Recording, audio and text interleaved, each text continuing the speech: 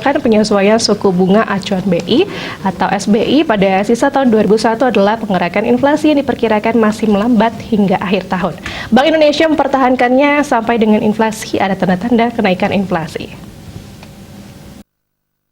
Gubernur Bank Indonesia Peri Warjio menyatakan kenaikan inflasi itu paling cepat awal tahun depan. Peri menegaskan instrumen inflasi tersebut bukan satu-satunya faktor penentu kenaikan suku bunga acuan, karena BI memiliki instrumen moneter lainnya untuk menjaga kinerja perekonomian. Pergerakan suku bunga acuan juga bergantung dengan seberapa cepat pemulihan ekonomi, permintaan kredit perbankan, dan pengaruh ekspansi kebijakan moneter ke inflasi dan pertumbuhan ekonomi. Jika perubahan kebijakan moneter diperlukan, Bank Indonesia masih bisa mengulik likuiditas dan instrumen-instrumen lainnya sebelum memutuskan suku bunga. Kehati-hatian yang ekstra sangat diperlukan.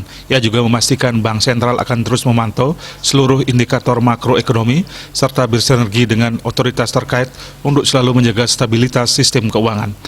Sebelumnya, rapat Dewan Gubernur BI periode 24 dan 25 Mei 2021 memutuskan untuk mempertahankan tingkat suku bunga acuan atau BI 7 days reverse repo rate sebesar 3,5%. Keputusan ini konsisten dengan perkiraan inflasi yang tetap rendah, serta upaya untuk menjaga stabilitas nilai tukar rupiah dan mempercepat pemulihan ekonomi nasional.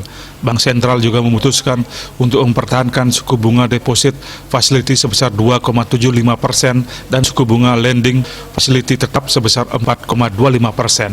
Bisnis Bali melaporkan.